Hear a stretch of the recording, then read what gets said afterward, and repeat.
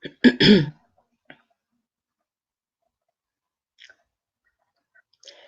everyone, this is Rachel.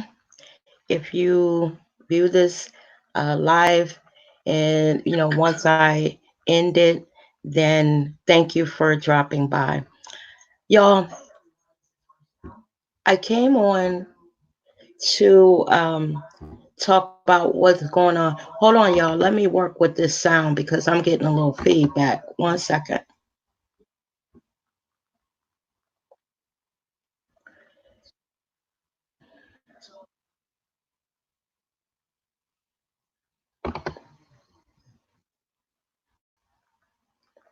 Bear with me. I am trying to figure out why I'm getting this feedback because what it is that I'm coming here myself to try to understand what what Trump did and what it means for us.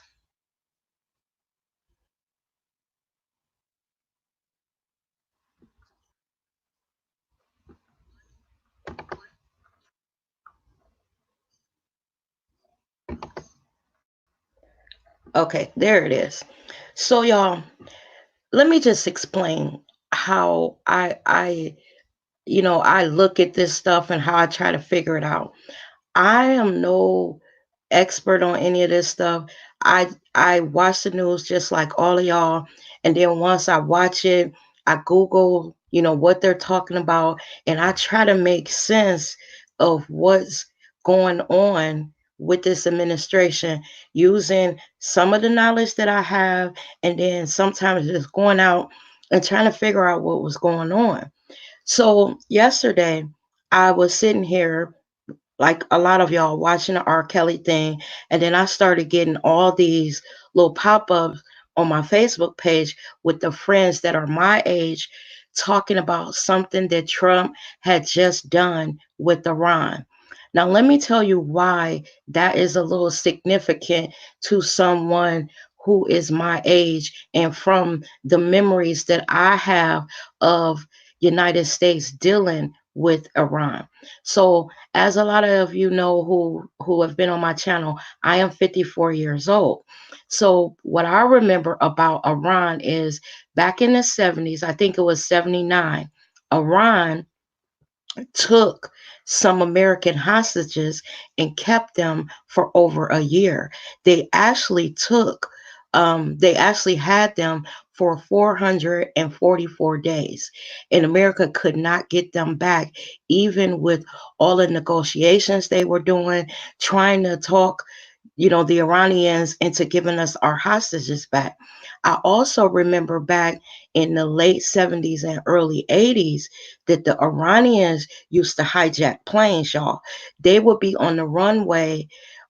Like the plane would be on the runway, and the Iranians would, I guess, storm the plane and take the pilot hostage, beat them all up, threaten the United States, and they will send out requests like, you need to return our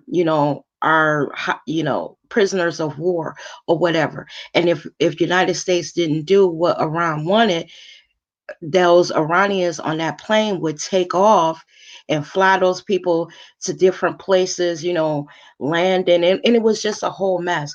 So this is what my memory of Iran is. Now I also know that Iran, and this is where I'm concerned, Iran is not Iraq, y'all. Iran does have military power. Iran they're in it for the long haul. They're not stupid. They are not backwards. They're allies with China and Russia. And let me just tell y'all something. China, Russia, and Iran just had a meeting. Now y'all know that they met up in a country for discussions. Now think about this, y'all. This president has put some sanctions on China.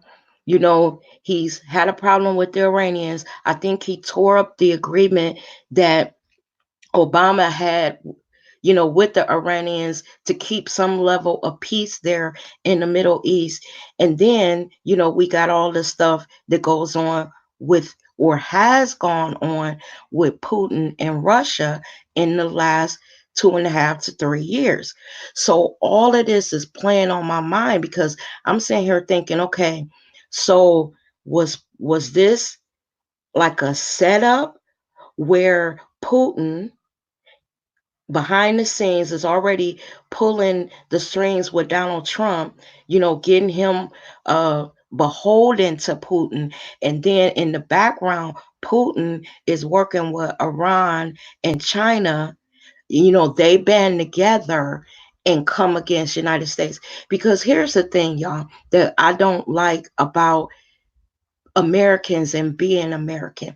First of all, we are not the best that has ever existed in the history of the world. We are not. We have only been around for a few hundred years. You think about the Romans and the Greeks and all of them. They were around for thousands of years. And if any of you know anything about the history of the fall of the Roman Empire, it's because they got a little arrogant and they started outsourcing their fighting capabilities, and they believed that they were invincible. Well, you know what happened to the Romans? Their enemies banded together. They got so tired of the Romans ruling the world and dictating what everybody was supposed to do in the world, much like what United States does, that their enemies banded together and came and fucked them up. And that led to the fall of the Roman Empire. So when I'm watching all this stuff that's going on last night, I'm sitting here thinking, now, y'all, again, I'm just like y'all. I don't know what's going on. I'm trying to watch the news and figure out what the hell this man just did. I'm sitting here thinking, why can't America mind their damn business? Why are we all over the world meddling in and fucking with other people? Now, here's my understanding of what happened last night. So this guy, Soleimani, from what I'm understanding, is Iran's number one man. Okay. So they assassinated him because what Iran is doing is Iran is calling this an assassination. And we'll get to that in a minute. Then they also, when they killed Iran's number one man, America also killed Iraq's number two guy. So think about it, y'all. We killed Iran's number one and Iraq's number two on Iraqi soil. So think about what just happened. We've had a war with Iraq. We done killed one of their number twos and the number one. So right there, both countries are mad at us. Iran, who has military power and who is smart, and they don't give up, y'all. Dumb people believe that the greatest gift is to give their life fighting and go be with Allah, and they want to take some of us with them. So we got them mad at us. Then on the same token, we had a whole Iraqi war, and now we done killed this Iranian guy on their soil. We done put a hit out, and we done killed Iraqis and Iranians. So now we got both of them mad at them. Now, didn't I just say that China, Iran, and Russia just had a meeting? How do we know that they are not plans to come together, band together, because they know separately they cannot defeat United States if United States throws all of their military power out there. But together they can. So y'all, this is what I believe is going on. When from what I'm understanding, when Trump did what he just did last night, that guy that he killed, Soleimani, let me just give you the equivalent to who he would be in America. He is like it is like that a foreign country came into America and killed our, what is this guy? The head of our joint chiefs of staff. Now, mind you, Trump did not even go to Congress and ask them for permission because, y'all, we got checks and balances. Well, we supposed to have checks and balances in our government, but Trump is doing whatever he wants. And y'all, um, we know the reason why they're doing this. Janice Abbott just put Trump is doing this because you can't replace a sitting president in war times. And I believe that that's the motivation. It's sad because here's the thing we about to have, because y'all know Iran has officially declared war on us. And y'all, when I tell you Iran is not Iraq, Iran is not Osama bin Laden, Iran is not what was that guy that they killed over in Baghdad? Saddam Hussein. Iran, the person that we killed over there last night, is like a government official. Now, don't get me wrong. This guy Soleimani, or however you pronounce his name, he is an enemy of America. He has killed American soldiers when they were in battle, several hundred of American soldiers. But from what I'm understanding, this situation we just had with them storming our embassy and over in Baghdad and destroying and all of that stuff, this guy Soleimani, or however you pronounce his name, was not technically involved. The reason why he was in Iraq is because he was going there to figure out what was going on and probably get in on the madness against America. Because y'all gotta think, they don't like us over there. America is arrogant. Okay. So, and that's not to put my country down, but they need to mind their fucking business. So what's going to happen is Iran has declared war on us, okay? Because if you kill one of theirs, remember I said they don't have no problem going to Allah and they want to take some of us with them. So this morning we wake up to tens of thousands of their people in the streets screaming death to America because they're tired of us. A lot of stuff that we do over there is oil motivated, you know, is oil driven because the oil is in their country. So we go over there and we meddle in their business and we stay basically y'all fucking with these people because think about it, they are not over here on our soil messing with us. Like they don't come over here and we walking down the street and they're over here bombing stuff over here. We're always somewhere doing stuff to other people. And that doesn't mean that I think that America is wrong in a lot of stuff that they do, but it puts us as the American people in an awkward place. Now, when I talk about Iran, Iran and Russia are very good friends. And from what I heard today, you know how they say Putin has the ability to meddle in the goings on of other countries? They are saying that Iran is like that as well. That they fight shadow militarily, that they're in the background. They send their military, which their military is good. They got tanks, they got a navy, they got everything that we got. Of course, United States is better, but it's not like they don't know how to fight. And also, y'all got to think, them people over in the Middle East, they've been fighting since biblical times. It's never not a fight over there. When Jesus was walking the earth, wasn't they over there fighting and stuff? And they still fighting. So I look at it as they in it for the long haul, for the rest of their life. They will fight until now. This is these Iranians. These Iranians will fight until they don't have a fucking soldier left. They don't care. It's all about, their land and pleasing Allah and all that stuff. But I think about Trump and his arrogance. First of all, y'all, we don't have an ally left after Trump has been messing with them that is willing to stand with us. Let me just put something in y'all head.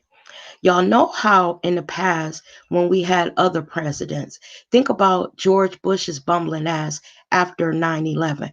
When they knocked down the World Trade Centers, every one of our allies within 24 to 48 hours had made statements about how they would stand with us. And if we needed to fight, they would be there to back the United States. When y'all watch the news today, where were our allies saying that?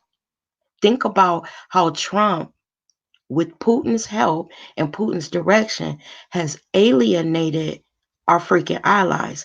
America is mighty, but we can't fight the world by ourselves. If they band together, we need all of our allies to help us. And Trump, in the last couple years, which I believe at Putin's direction, because Putin was playing him, because Putin knew what he had going on behind the scenes with Iran and China, manipulated Trump into, making all of our allies enemy, not like us and not trust us anymore. So think about it today. I was waiting for Germany, uh, the British and all of them to come on and say, America, we understand what's happening. We know that that guy was not good. And y'all, I'm doing this in rudimentary terms, in the only way that I understand this stuff. So I may get stuff wrong because just like y'all, I'm trying to understand what it means for us.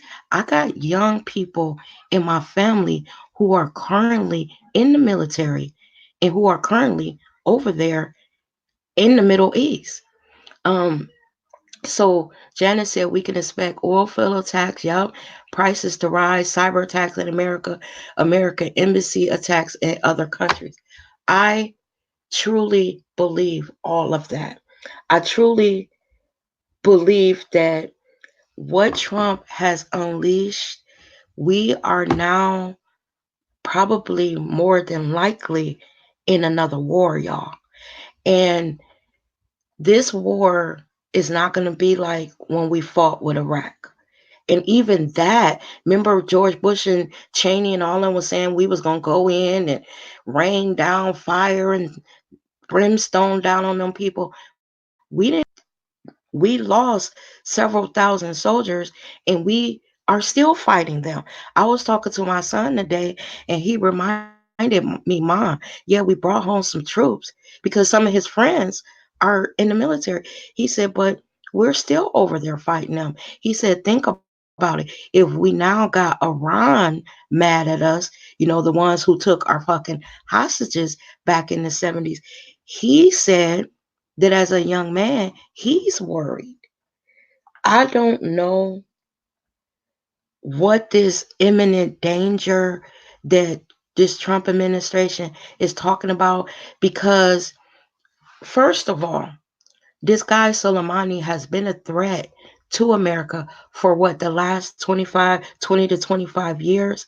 Remember when Bush and them was trying to sell us on weapons of mass destruction and the Osama bin Laden, not Osama bin Laden, but what was the other guy? The one that they killed that they found down in the hole. Uh, I can't think of his name right now. That they were such a threat.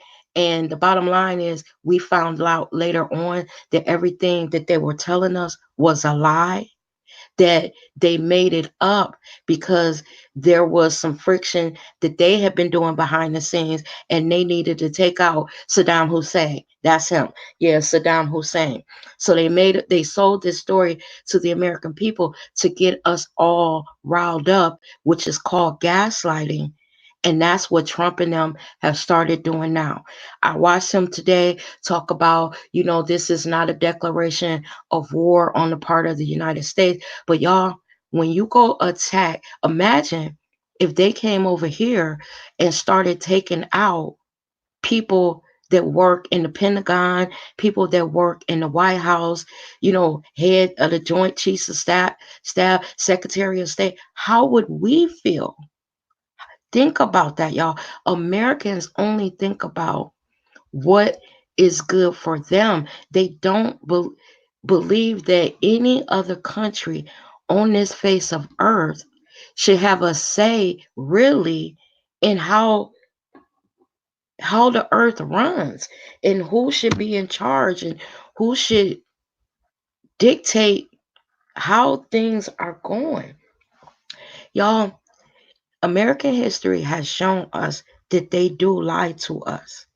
And what I'm saying right now is after living through the Iraqi war, and I didn't like Bush, but I didn't dislike him as much as I dislike Donald Trump. Because here's one difference that now, and I cannot believe I'm even saying this about George Bush, but what I believe is inherently Bush was not a bad person. He just was a little simple, y'all, because his father, y'all got to remember, George Bush Sr. was head of the CIA. So, at least one thing about George Bush, the simple one, he did grow up and watch his father in the CIA and being vice president. So, he had a little knowledge about politics and how to interact with other foreign countries. Now he was simple and got us in a war that we didn't need to be in.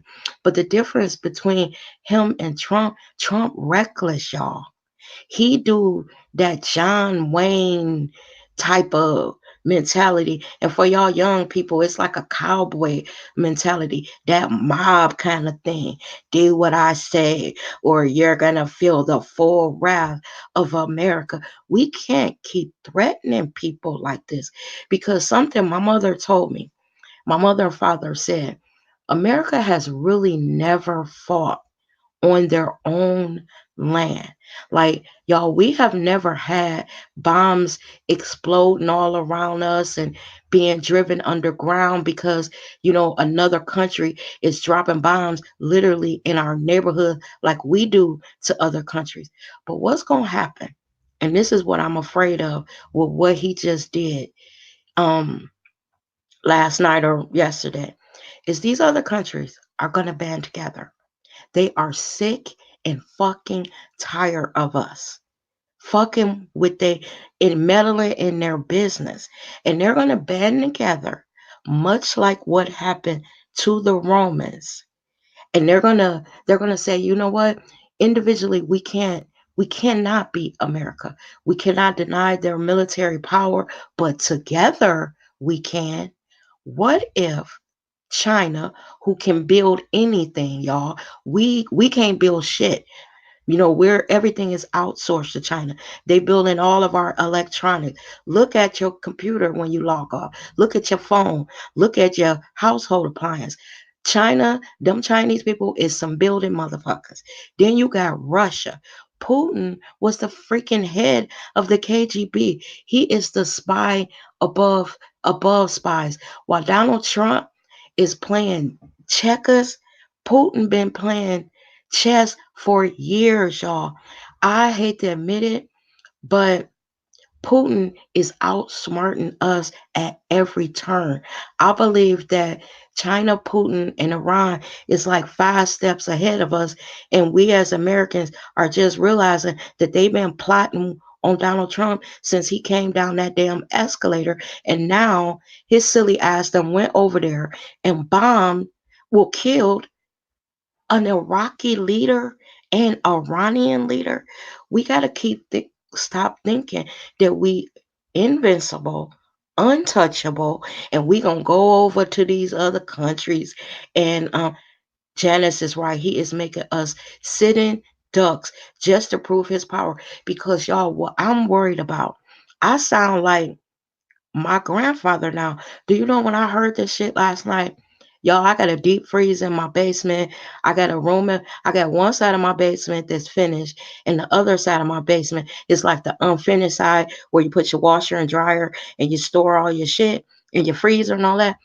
I told my son today, y'all, I almost feel like stocking my freezer, getting cases of water down there, figuring out an exit plan if they bomb something in America where my kids leave work, shoot over here. We all huddle in the house, get my mother over here, my sister, my brother, make sure. Y'all, this is worrying me to that point because, see, I grew up. In 79, when they took them American hostages, think about it, y'all.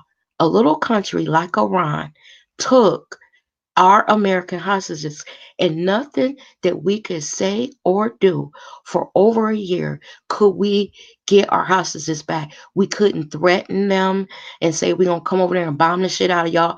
Y'all better give um us our hostages back. They was like, fuck you, America. We ain't giving shit back. We tired of y'all fucking with us, and you'll get them back when we ready to get them back.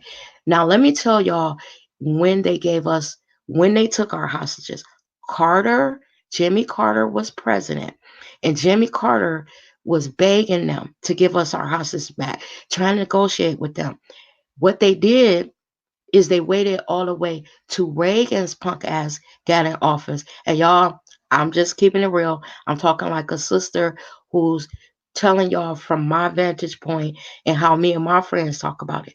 They waited until Reagan's punk ass got in office and then gave the victory of getting our hostages back to Reagan, even though it was Carter that had been, you know, agonizing and being talked about and being called weak. He was the one who was behind the scenes negotiating with those Iranians. I also told y'all that back in the 70s, I remember watching television and them Iranians would hijack our planes on the runway, like they would storm the plane. And when you get off, you can Google that, and it's gonna show you like pictures of them being on the runway in the cockpit, beating the pilot all in the head with guns and stuff. What happened on 9/11 was nothing new. It had happened before with them hijacking planes, but 9/11 just took it to another level. Think about it. They were able to hijack those planes, fly into New York, and knock down the World Trade Center. The world is sick of America. And I believe that, and God is, I'm going to pray, y'all, and I'm going to, I guess, go down there and get my freezer filled up and my damn cabinets filled up and just pray. But what's something my son said today before he went to work? My son is 32. He said, Mom, if our demise is near, it's already written. He was like, no amount of preparing for it. If it's meant to be for them to be over here bombing in the streets, because I've never remember y'all being worried about any other country actually being able to land a bomb in America or any type of missile. I always felt that our government would protect us and intercept any bomb or missile that was headed our way. But with Trump destabilizing and seeming like he is in cahoots with the bad people in the world of the other countries, I'm not so sure that our government is in a position to protect us anymore, because Trump seemed like he not friends with our allies, that he's friends with the people who aim to destroy America. Remember when he came into office, he said, him and that Steve Bannon said that their main goal was the destabilization of the American something. I can't remember the words, y'all. Like I said, I'm just a black woman trying to figure this shit out like y'all are. But I remember their main goal was to destabilize everything, every government entity. Now think about it, y'all. We almost 3 years later. What do a lot of Americans now think about the FBI? What do they now think about the CIA? What do they now think about our voting? What do they now think about Congress and the Senate? Trump has succeeded in what they set out, what they told us that they were going to do. Americans no longer even have, any, that we don't even believe our media when our media is telling us all the shit that Trump has been doing behind the scenes. Y'all, for the first time in my life, I'm really worried. We have had other wars since I've been an adult, but no other war. no other war actually touched me where I couldn't go about, you know, being a young person, getting married, buying a little house, having a couple kids, raising my kids, going to work and all that. We still was able to just go about our daily lives and still function and thrive and get ahead. But because of the president that we now have in office, I'm a little worried, y'all. For real, for real. And I'm not saying this like trying to just talk about Trump. It's because of what he did leading all the way up until he killed those two people or those people that were in that convoy coming from the airport over there in Iran. And then you got you got Americans celebrating this, hollering and screaming, yeah, America, blah, blah, blah. But he just sent first, and I'm gonna talk about our military too, but let me first say this. He just sent 850, and then turned around and sent another 3,500 of these young men and women to fight something that his bone spur draft dodging ass nobody in his family ever served in the military in the 150 years that the Trump people have been in America. Not one of their fucking family members have ever served. Now, let me move on to our military. You remember back in the day when our parents and grandparents were young, a lot of people believed, they were we Americans, we're gonna fight, we're gonna enroll, we're gonna enlist in the military, and we'll die for our country. What has happened? Decade after decade after decade, less and less young people are, you know, signing up to go join the military. So not only do we have a shortage, we don't have the numbers that we used to have back in the 60s, the 70s, the even the 80s. We don't have those numbers before. The military started telling us that about 6 years ago that they're seeing that people enlisting had declined. So remember back in the day when they would send some of our military over, they would be like, "We sent 6,000 or we sent over 10,000." Y'all, they sent over 850. Do you know how I look at that? The first people that they sent over like 850. That's like a graduating class at a high school. Think about 850 soldiers to join the soldiers that are already over there that Trump just put in danger. I got freaking young family members who are over there right now in the Middle East. Y'all, we don't even know because when you got a soldier in the military, they can't tell you exactly where they are. Let me tell you what I made a mistake and did a couple years ago. My daughter dated this guy who was in, I think he was in the Air Force. They're in college, and a part of his, he had to be deployed. So he took a year off because he was deployed. And what happened is he was over in the Middle East and he sent us a picture of him standing in the sun was rising. So you see the silhouette of him and in military gear with his weapon. You couldn't see his face. You just saw the silhouette of him. And I thought it was the most beautiful picture of a soldier that I'd ever had in my possession. So what I did is I posted it on Facebook and I was like, this is my daughter's soldier over, in the Middle East or wherever he was, Saudi Arabia, wherever the boy was. Do you know within a couple minutes, that boy contacted me in DMs and say, please take that picture down. Take it down. Because he had told us, I think he told us he was in Saudi Arabia. So when he DM'd me, he said, Miss Rachel, he said, I'm not really supposed to have told y'all where I was. I'm on a mission and it could be very dangerous what you did. And I said, "Oh my God, baby, I'm sorry. I didn't know." Then why did you even tell me where you were? I didn't know that, we weren't supposed to say. He said, "Well, something my mother always tells me because he was his mother's only son, and she said that she could not rest. She knew what the military told him, that he was not supposed to tell her where he was, but she told him, 'Son, I cannot go to sleep, and I don't even know where on this continent that you are. Just give me kind of an idea, that if something happened to you, I knew you were on this continent.'" So he told her. And he also told my daughter, who in turn told me. So we were getting him in all kinds of trouble. So when I think about what's about to go down, we got little young guys like that. My daughter just turned 25 in December, and she's basically, y'all, just starting her life.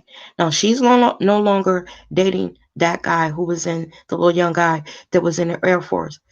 But even still, I know that he planned to make the military his career until he reached a certain age.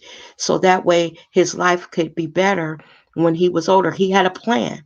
So what I'm picturing is he's probably being deployed now. Now I'm going to tell you about my son. My son's best friend fought in one of these wars that just recently happened. Now let me tell you, my son and his best friend went and signed up for the military together.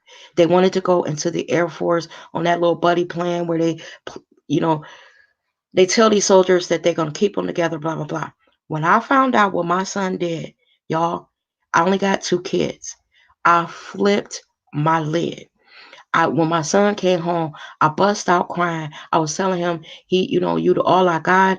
Oh my God, Scott, you don't, oh, I'm saying my son's name, but this is what I told him.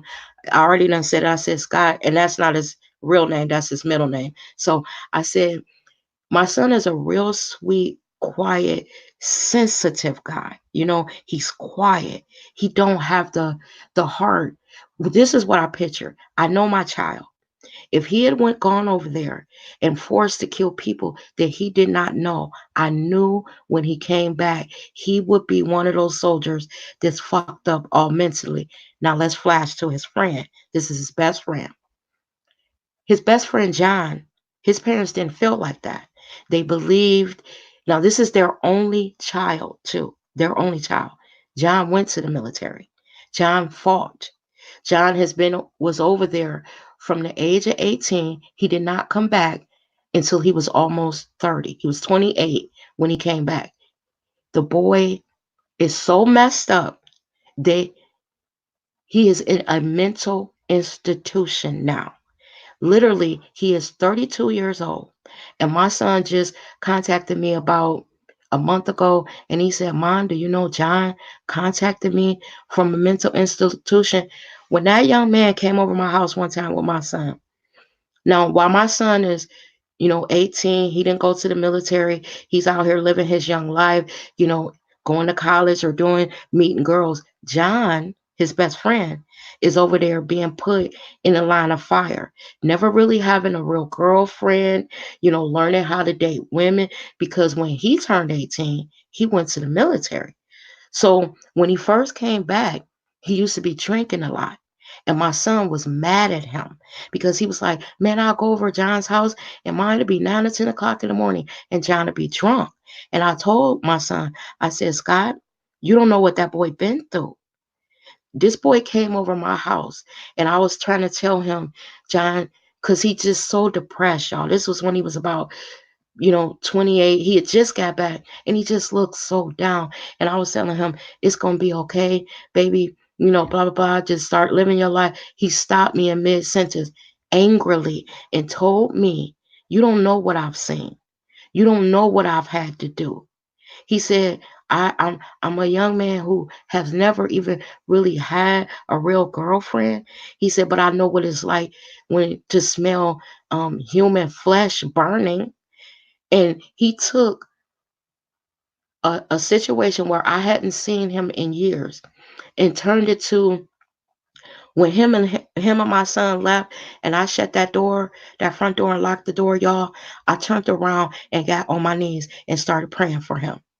I just and when I talked to his mother about him, they are lost. He's gone, y'all.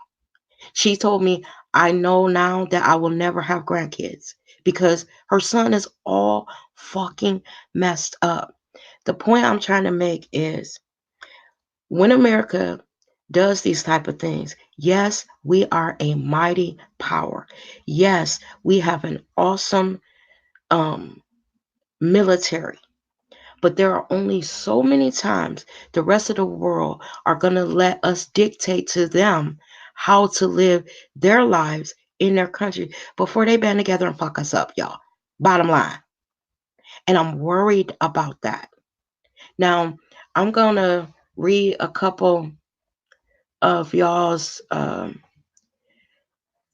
posts, and then I'm going to get out of here because I've run out of stuff to say. I just was concerned, and I just wanted to see what other people thought about it. Y'all are saying he killed the second most powerful man in Iran, and he killed a lot of Americans. So I'm good and glad he passed. You know what? Okay. You know what? Okay. I'm just going to leave that where it is. This person has said he killed the second most powerful man in Iran. That man killed a lot of Americans, which is true. That man and he killed a lot of American soldiers who were over there fighting. He's right. Americans went to their country. We have war over there. So within that war, this Soleimani guy was able, him and his military, to fight the United States back and kill up several hundred of our soldiers. That is true. But we were over there fighting. Okay? They didn't come over here and kill up Americans on American soil. Keep that in mind. One of y'all said, we're more powerful now because of Trump. Just saying. You can believe that if you want to. Trump has made all of government, media, Congress made out to be dishonest and untruthful to the American people as fake, that's true, and trying to get rid of them. They will draft people before we are short on soldiers. Y'all, and that's what I'm worried about. I'm worried about that. When you have a military that you have soldiers who had to be made to go, because our numbers are low, and it's not like it was when our parents, back in the 50s and the 60s and the 70s and all of that. I worry about that military. Their heart is not in it. I worry about how many soldiers will be lost because some of these soldiers did not choose to make the military their life. And I'm pretty sure a lot of y'all have, uncles, fathers, grandfathers who were in the military, and we see the repercussions of what it did to them. You know, I have people in my family that the only way I could describe them is loony fucking tunes. I have an uncle that fought in Vietnam, and he lived in a suburb. I'm from Cleveland. He lived in a suburb in Cleveland. And every so often, he would flip out and he would get on the roof and he would think that he was back in combat. And he would have, y'all, freaking potatoes. Those brown potatoes? He thought that they were hand grenades. And he would take a whole bunch of them up on the roof and he would be throwing them down, thinking that he was bombing because he was in uh, Vietnam. The Vietnamese people. The only thing that saved him from being killed by the police, because he also had a weapon.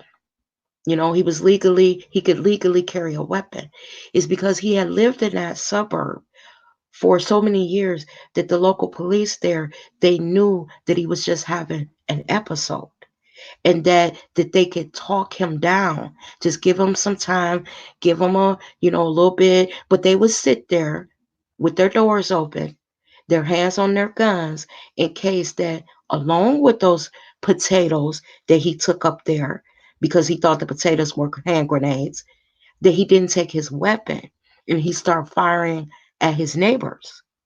I have watched him stand in the corner and cry, one of my uncles, like a baby. So all this, you know, bravado that some of these Trump supporters got, I just want to know, whoever this is, FUVKU, are you are you signed up? Are you gonna go enlist and go over there and fight? And when you go, get Donald Trump's his sons off the golf course. Tell them to go suit up. Get them a military uniform and take their punk asses over there too. Because I'm tired. Rich men, rich old white men start wars. And a lot of people of colors, kids enlist in the military because it's a way for them to pay for college. It's a way for them to get a GI Bill. It's a way for them to better their lives. It's a lot of average American and people of color whose kids are going to be killed fucking with Donald Trump and his punk ass, bone spurs, draft dodging ass. He acting like he some damn mafia don, and he went and got 5 deferments. But when they asked the bitch where his bone spurs was, which foot it was in, he couldn't even remember the fucking lie that he told back in the 60s. But let me tell you this, my grandfather fought. My grandfather was one of the first black paratroopers. You ever heard of the Triple Nickels? My grandfather was part of that. My uncles fought in the 60s for a country that when they came home, they couldn't even live where they want, and they were being hosed down and shit. Fuck that. Fuck that. Trump and his punk ass sons come away from Mar-a-Lago, put down the golf clubs. Trump, finally go get you a freaking military uniform and take your bitch ass sons with you. Because I tell you this, my son ain't going nowhere. My nephew, the one that I have left, because I just lost a nephew last year. Well, I got two because I forgot about my sons, my brother's son. I don't want them going nowhere, fighting nothing for a country who will shoot. They come home and the police is mowing them down left and right. Black people, we ain't went over there and started a fight with nobody. Think about what Muhammad Ali said. I ain't fighting no Viet Cong. I ain't got a problem with them. I got a problem with the white man in my own fucking country. We don't go start these wars. But when it comes time to fight, they want us to be all lined up with them. They only want to be our friend when they need a mighty army to fight. Now, don't get me wrong. I love this country. And I'm glad that I'm in a country who we're supposed to be quote unquote free. But I just know this, that a lot of things that are done in the name of Americans, we as the average individuals are not always done with integrity, meaning that you mean to tell me that America is never wrong, that we are always right in how we deal with the rest of the world? Every everybody makes mistakes. All of us here on earth. I'm also at the point where y'all, you know how when our grandparents used to say, oh, we living in our last days. Like my son told me today, and a lot of these young people today, y'all, my son is 32, but he is way smarter than what I was when I was 32. He said, Mom, think about the book of Revelations. He said, a lot of this is already written. It's been foretold. He said, basically, what we're doing is we're living out something that was already written. And he said, and no amount of us praying it away, if it was meant to happen, is it not gonna happen? And I'm sitting there as the mother, like, this little boy, this young man is speaking facts, but y'all, it's scary. It's scary. When we got the whole fucking world mad at us, America ain't never been in this position where we are now. Listen, I've been on this earth in March, I'll be on this earth 55 years. And in my lifetime, I don't remember the whole world, even our allies, having a problem with us because Trump done pissed them off. Now, I'm not going to say that if we really get into something with Iran that our allies won't kick in the gear and help us. But I believe they're going to do it reluctantly. In Israel, they're at danger. They're in danger right now because Iran, to get back at us, may go fire on Israel, send a missile to Israel. We got a lot of shit going on right now, y'all. I've been sitting here on YouTube watching these simple ass YouTubers battle each other. One day I just put on YouTube, I said, y'all, we got so much stuff going on in the world that's so much more important than some of this bullshit that's happening with YouTubers, with rappers, with entertainers.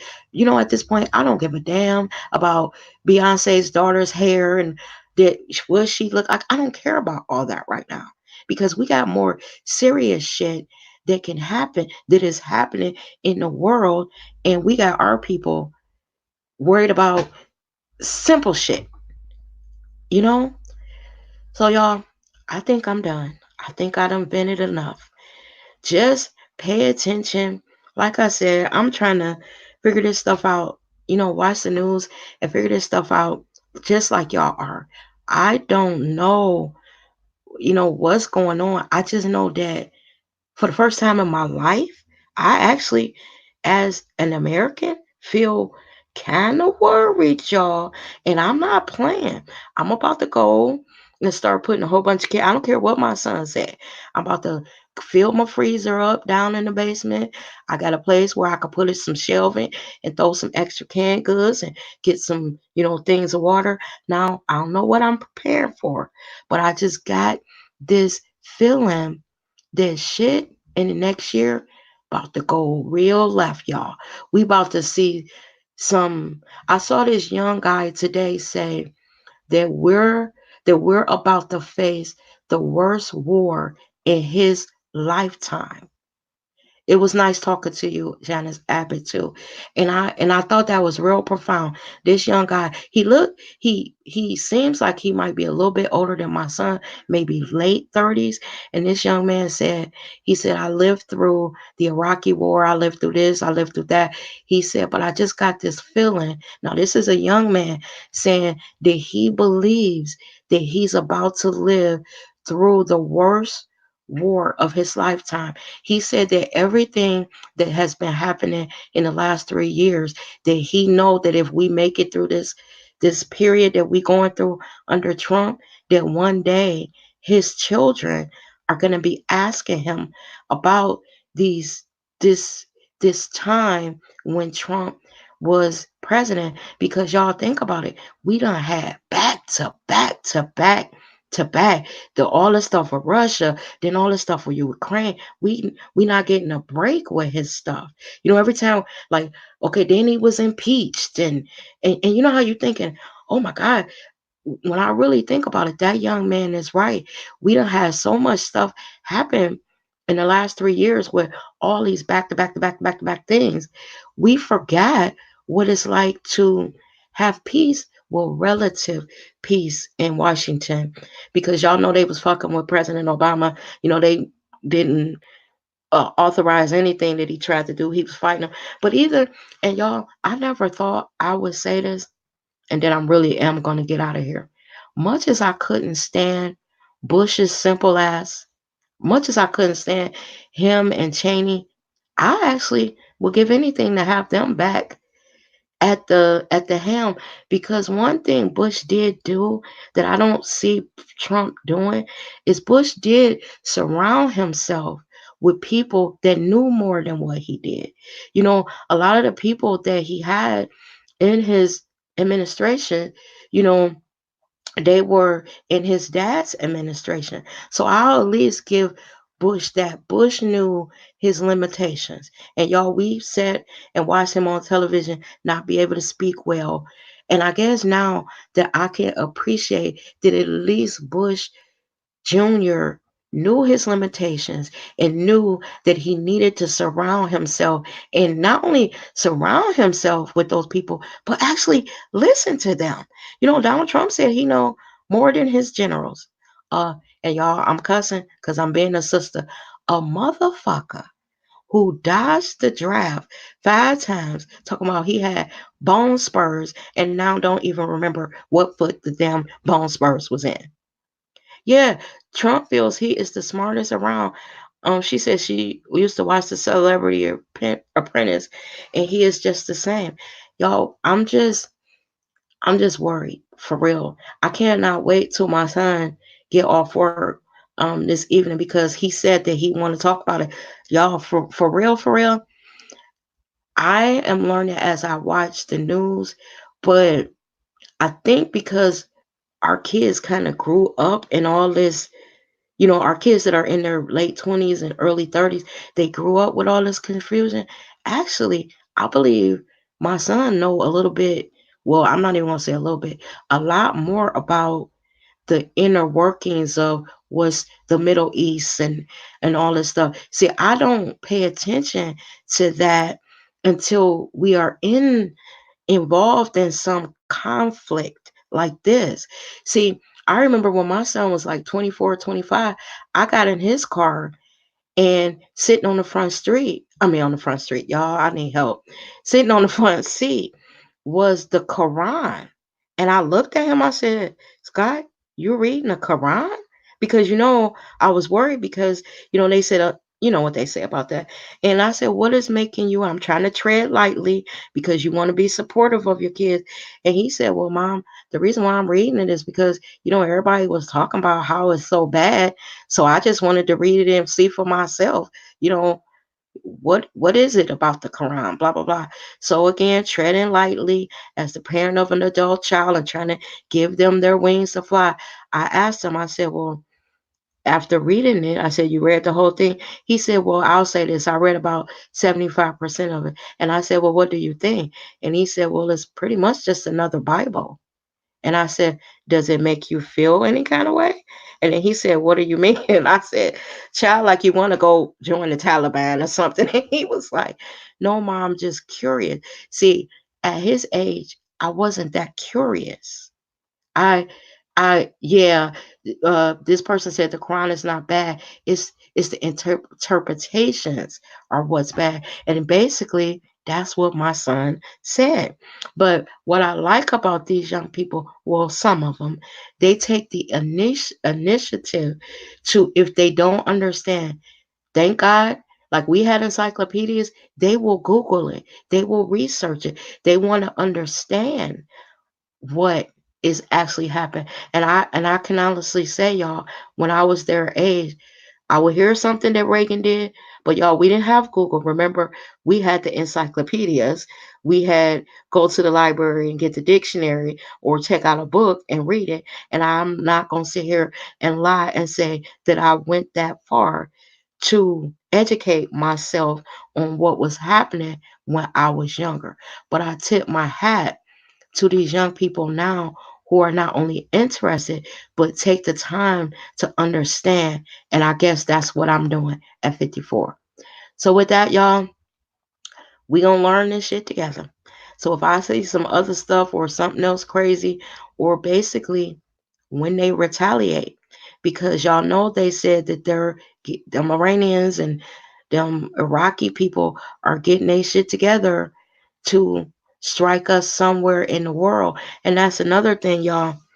They are all over the world. And then I'm gonna say this one last thing that my brother said, and I'm really gonna get out of here.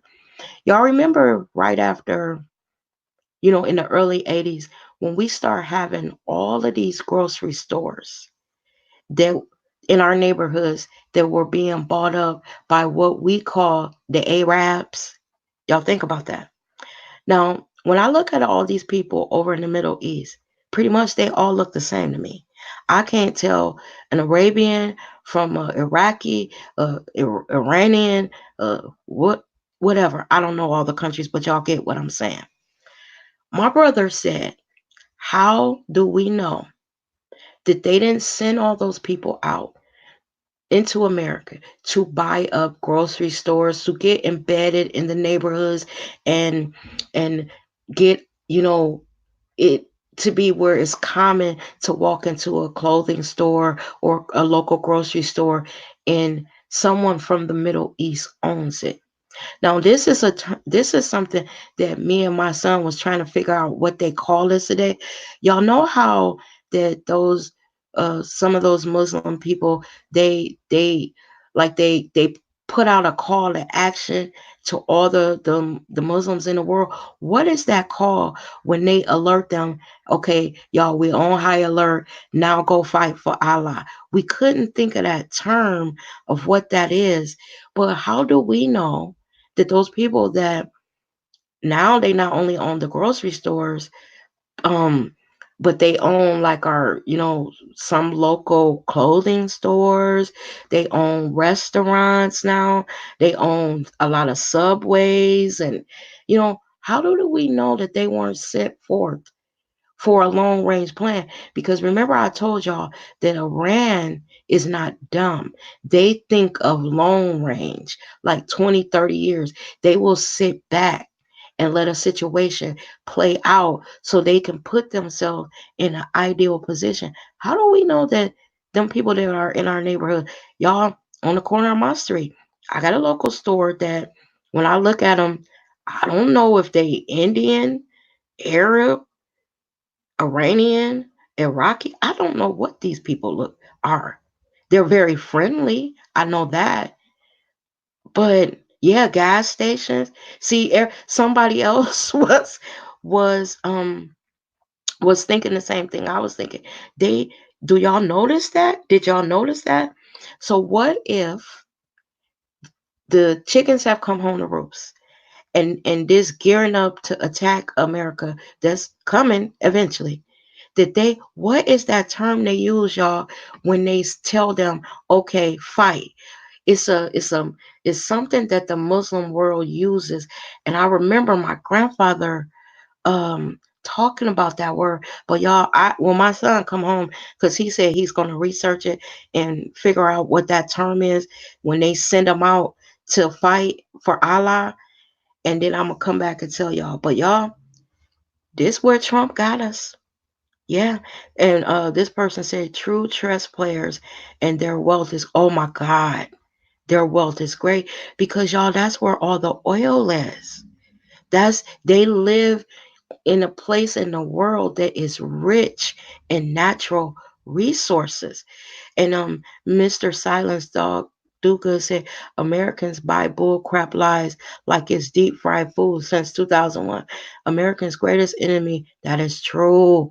Oh, he's speaking fast. He said Americans' greatest enemy is their own ignorance. The rest of the world tired of your warmongering, your own with this one. I truly, truly believe it. Yeah. Is it jihad? That's what I think it is. That's the word. I gotta tell my son. Let me read what she said. I think it's jihad. She said what it is they pledge their lives at a young age too. And she said jihad. She's asking a question. Is it jihad? I think that is what it is.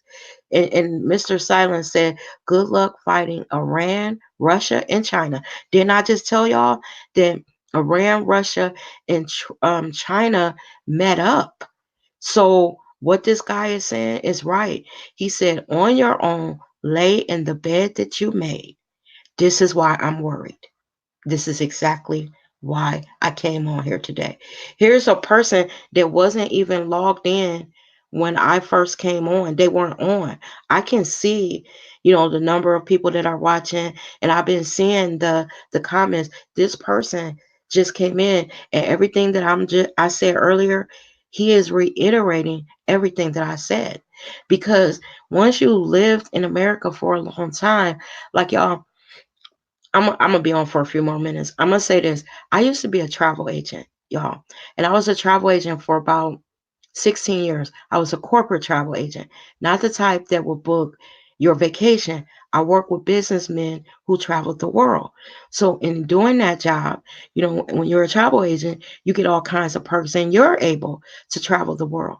Now, When I started traveling outside of the US, this is what started changing my mind and making me think about the US a little different. When I started traveling the world, I realized that other countries are not really jealous of us like Americans believe that they are. What they want to do is they want to live in their country and be left alone and live the way that they have been living for centuries, decades, whatever, and they want America to butt out. I also learned that we as Americans are very, very arrogant. We want when people come to our country, if you don't speak English, take your ass back to where you came from. But let me tell you what happened to me when I went over to another country. I was in Italy, y'all. As you could tell, I grew up in the hood. Let me just tell y'all that. I grew up in the hood. I don't know no Italian. I don't know no Italian. I could speak, good English when I want to, and I could revert to my hood English when I want to. But what I will tell you this, when I looked at my money, I didn't understand the money that I had in my wallet. I didn't understand the signs. I didn't understand when bells and whistles was going off when I was on the Eurail, what it meant. But what I would tell you is every person that we came into contact with spoke a little bit of English. Every person that we came into contact with, we didn't have to ask for help. They were just saw confusion on our face and walked up to us and offered help in broken English. They say, Americano? We say, uh, yes. We don't understand. What is that sign saying? Which money am I supposed to put in this machine to get on the URL? We held out our bills because I can't say dollars. We didn't have dollars. We were over in Europe. We had whatever the currency was at the time when I was there. So they were pointed out, you use this to get on the bus. This ticket is going to come out. This sign says this. Those bells and whistles that you're hearing mean that. We're not nice to them when they're over here. And when I came back to America, I had a different opinion of people that come here from other countries. What I did is I started respecting them a little bit more because they come over here and we don't help them at all, but they learn to read our street sign. They understand the money. They start to learn how to maneuver in the world that they have become to here in America. But when we go to other countries, it is so hard for us as Americans to assimilate because here we are not taught any other culture but our own. And if anyone comes here and tries to expose us to their culture or tries to continue to hang on to the traditions and the culture they have, we damn near want to beat it out of them. We damn near want to beat it out of them because assimilate or take your monkey ass back to where you came from. That's how America thinks about it. But when you go outside of this country, I was in Switzerland. I've been to Milan. I've been to I've been to Germany. I've been to I can't even think. It's been so long ago because when it was when I was in my 30s, through my early 30s and then into my early 40s when I did that. And I used to be telling people, I said, from now on, when I go somewhere and if I see a person that I can clearly see, like these Mexicans or some people that don't speak English well or they don't understand, I'm gonna step up and I'm gonna help them. Because when I was over on that continent, that European continent, every person, y'all, now there was some of them that when they really like when we would be in restaurants and stuff, that they would just stare at us because here we are, Americans, and like I was with, and I'm just gonna keep it real, y'all. I was with it was a group of six of us. I was the only chocolate chip in the bag, if y'all know what I mean. And they were like we went to this one Italian restaurant where it's family style. You really don't order, you just sit down and they start bringing you food. Now, I was always taught you don't, if somebody puts something in front of you, just try to eat it as much as you don't. like it. So everything they set in front of me, I was trying to be cordial and I ate it. I don't know what the shit was, but I realized as I was eating, I said, "Oh, this tastes like black eyed peas." They gave me something else. I was like, "Well, this tastes like oxtails." I was putting a name on it, trying to make it make sense to me. But I noticed that the vanilla wafers that I was with, they were pushing stuff away and shaking their head and tooting up their nose and stuff. And I started looking around at those people and they were being offended, you know, even to the point where one restaurant we were at, I made a mistake and I went into the bathroom and I came out the stall and I was washing my hands. And a man walked up beside me and started washing his hands. So because I couldn't read the signs on the door, I thought I had mistakenly went in the men's bathroom. But actually over there, a lot of their bathrooms, they don't have hang-ups like Americans do. Men and women use the same bathroom. They go in there, do their business, and come the hell out. You know? So the guy opened the door and he pointed to the door because he couldn't speak English, and on the door was a man and a woman. So the point I'm trying to make is we are not the only entity that resides on this globe. What if we expect everybody else to respect our traditions and what we got going on in America? Why can't we respect them? You know, why we can't? I don't want to sound like Rodney King, like, wow, well, how come we all just can't get along? But really, y'all, why can't we all just get along? Why can't, why? America, and I'm going to tell you something else that I realized when I went over there.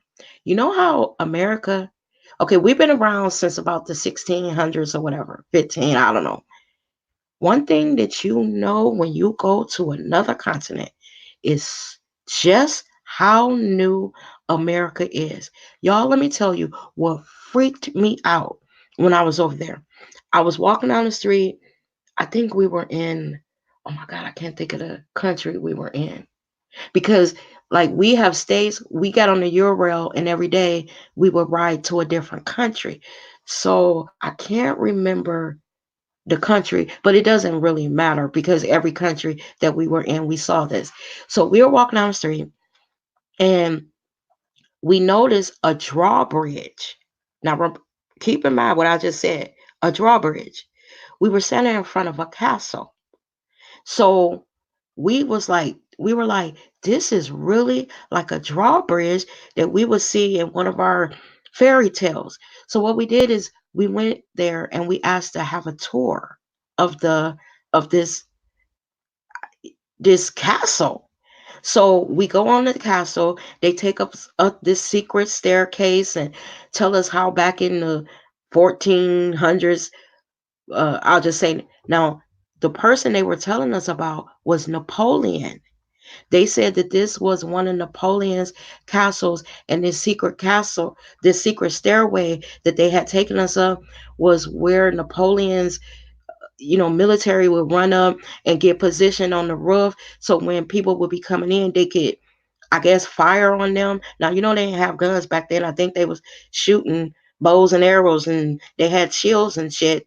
But when I was standing there, a little black girl from the hood, I was sitting there thinking, I am standing in a place of a man that I read about in my history books, Napoleon. Y'all read about his short ass. We read about him. And then I said, this castle is still standing? Like, I mean, and it was in good condition. We got buildings here in America that was built when I was younger. Like I told y'all, I grew up in Cleveland, and I go back to Cleveland and visit every once in a while. And the building is gone. They done tore it down because the shit done start disintegrate. And we got stuff that been around for hundreds and hundreds and hundreds of years. America is very new, and this very new country now is dictating to the rest of the world how they should be. Miss Harmony says America is extremely arrogant towards other cultures. We are. And that's why a new world order is still in pursuit. And Mr. Silence said they say you don't travel to see new places, you travel to get new. Oh my God. That is so well said. Because y'all, when I came back, so much stuff happened to me in those. I think we were there for weeks. You know how when you travel to Europe, like one day you literally use for travel. So I think we were actually slept 8 nights there, but I think with the travel and all of that, it amounted to almost 10 days of my whole European experience. Every day that I went over there, that I was over there and I was riding, just riding on that Euro, it put me into deep thought. When I was on the Euro, like riding through Switzerland, and I was like, Americans think that their country is not beautiful. Switzerland looks like something out of a fairy book. When I was a fairy tale. When I was over there, I bought a Pinocchio because when we started walking along the streets, I kept seeing all these Pinocchios. And then, from the story that we know about Pinocchio. So I was like, the when we were in Switzerland, those people could speak English really well. So they were explaining to us, well, the story of Pinocchio originated, blah blah blah, Geppetto and all that stuff. So I bought my daughter a wooden. Now I didn't buy no expensive one like the vanilla wafers that I was with bought. I went on the street and I bought from the street vendors just a little souvenir of of that. I went to. Let me just put it this way. I was so humble when I came back, and it opened me to being a different. Like when I went over there, I think I was about 34, maybe 36. It changed me, and like this guy said, he said it gives you new eyes. It literally changed. I went over there one person and I came back another person. I'm going to tell you something else. My son, when I was over there, he asked me, he said, Mom, when you go to these other countries, do it feel like you in another country? I said, the moment you get off the plane and you walking through the airport.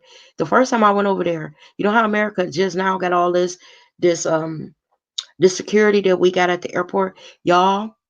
When we got off because we flew into an airport called Malpensa, and it's in Italy somewhere.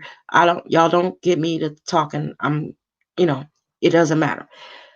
The German Shepherd dogs that were walking through the airport, because I did identify, oh, these look like the German Shepherds back in America. But the German Shepherds over here look like freaking punks compared to the German Shepherds that I saw over there. Them must have been the king of German Shepherds because they look like that they had been put through military training.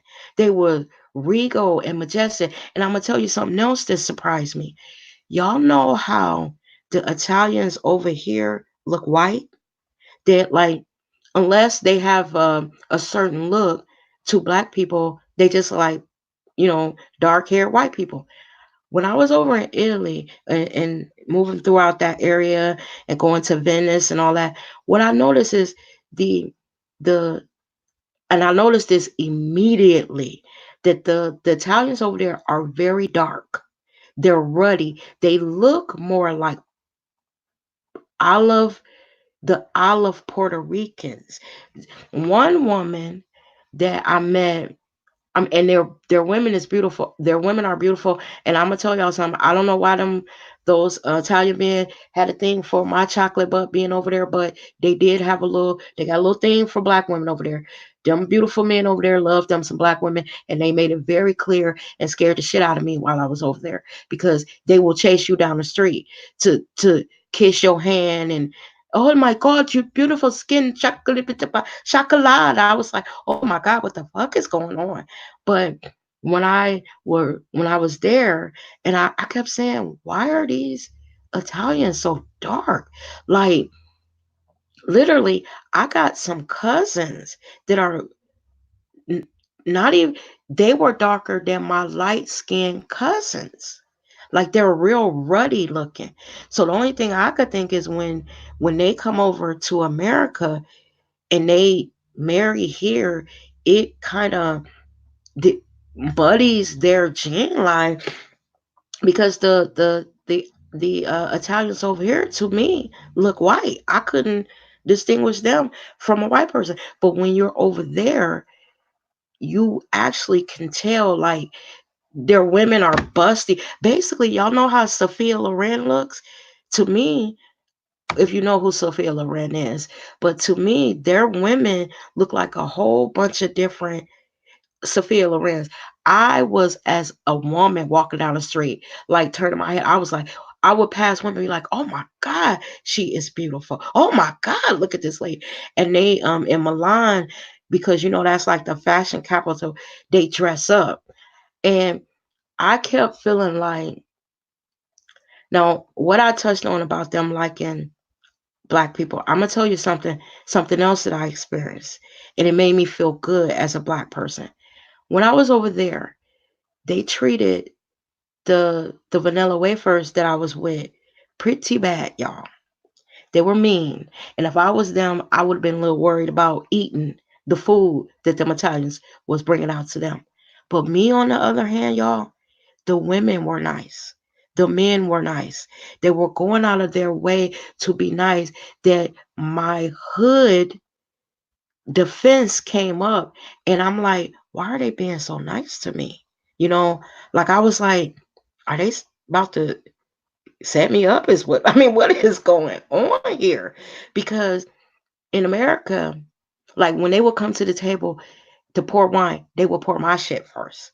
When they would come to speak to us, they would speak to me first.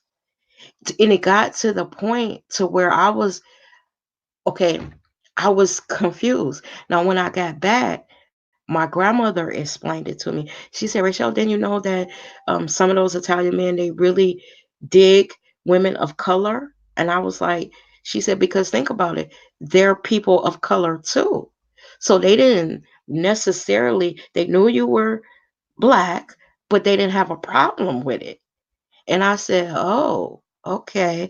Y'all, let me tell you a story. I was on the train the year round, traveling back from some. Now I'm with the vanilla wafers though. I'm on a train. Me and my friend, me and my vanilla wafer friend. I hate to call him, but y'all know what I'm talking about. We were talking, and I kept noticing this Italian, older, nice looking gentleman keep smiling at me. So he inserted himself in our conversation. Eventually, he started talking to me. He was so flirty that the person that I was sitting with, my other travel agent friend, invited him to sit beside me. She was like, "Well, I'm gonna get on up and let you sit here because you seem, my friend seems to be the flavor of the month over here." Y'all, when this man sat down, he licked my fucking arm. First, he kissed my hand, and he was telling me that my skin was beautiful. Now think again, y'all. I'm from the hood. I don't know nothing about this. I can't understand what this man is saying. He's speaking Italian. I don't even know what the fuck he's talking about. The next thing I know, he licked my fucking arm. Then he asked me, could he take me out to dinner? I'm sitting here like, hell no. First of all, I'm married. And oh my God, can I get a something to wipe his slobber off my fucking arm? Then he tells me that my marriage certificate is not valid in Italy and he married too. And what our spouses don't know won't hurt him. He goes on to tell me that if I am afraid to go out on the town with him, then let him know what hotel that I'm staying at, and we can have dinner in the lobby so I could feel comfortable. Now I'm sitting there like, first of all, y'all, he was so motherfucking fine that I was tempted. I was sitting there thinking, yeah, you know what? He do got a point. My man over in America, he wouldn't even know unless these bitches told him. I was sitting there like, now if he hadn't made a public display, and let these bitches know what we was about to do. I might have told them that I'm gonna go down to the lobby and read, or go to the bar and just sit and talk. And actually, I'm down there meeting up with him. But I know for certain that because these white bitches been treated badly over here, that if I go down there and have this rendezvous with this beautiful man, that they're gonna go back and tell every motherfucking thing, that my man gonna find out and kill me. So I couldn't go. But y'all, to say that I was not tempted, I was very tempted, especially when he said we can meet in the lobby, because when we got there, we made friends with everybody that worked at the hotel, and they knew we was them damn Americans, and we was coming down asking questions, and they were being very helpful, that I knew that they would, he wouldn't, it just put it this way, if he'd have drugged me out the goddamn lobby, everybody would have known. But y'all, that's why I'm saying that America, like this person said, is very arrogant. And everybody in other countries do not want to come to America. If you go over there, if y'all, any of y'all been out the country, even if you go down to the Caribbean and stuff, even when you go down to the Caribbean, them people down there living in shacks, but they happy. Like when I said, "Oh my God!" Like I'm traveling through the Caribbean, I'm like, the U.S. Virgin Islands and stuff, and I said, "Damn, they living in shacks. They ain't got no air conditioning. They going out in the woods and chopping shit off trees and eating it and fishing for food, but they seemed happy." One thing that I noticed is that I said, well, they might be living in shacks and shanties and shit, but everybody on this island look like them and they seem happy. We over here visiting they shit, you know? Y'all, I'm gonna get out of here because I did not intend on talking this much, but Mr. Silence said Italy is the best. And y'all, the food over there, like I love Italian food. I jokingly tell my friends that I probably was Italian in another lifetime. And after I saw those Italian men over there, y'all, I'm pretty sure that I was Italian in my other lifetime. And I had a very good looking man that lived over in Italy. I always joke with my friends like that because, like I said, I did not understand that only, like we think that, well, we know as black women that here in America, we like low man on the totem pole. But I'm gonna tell y'all something. If you ever go travel to a European country, well, Italy, it's a little different for us over there because when I tell you that I was being chased down the street, there were times that literally I was crossing the street, and some young men they were crossing. I was going in one direction and they were going in the other. They turned around and followed me. It got to the point where, see, when I was over there, I didn't understand it till I came back. I just thought, and the only way I could put this, y'all, is something in my hoodness came out of me, and I was feeling like it was a setup. You know how we always suspicious and shit when you grow up, when you come out of the hood. So I was thinking, I said, well, is it like some sex trafficking over here and they need some black girls? Is that what, they keep on following me? But then when I got back and my grandmother, started explaining, and my grandfather was explaining, and you know how you're like, oh, okay. Oh, well, if I'd have known that shit, I could have turned out over there. But y'all, it is what it is. So y'all just keep your eyes on what's going on. I'm gonna get out of here. I'm not gonna keep people for a long time just babbling on. But take care, and I appreciate y'all stopping by. The 9 of you that stayed to the end, I appreciate y'all stopping by. Y'all stay safe out there. And again, thank you so much. Bye bye.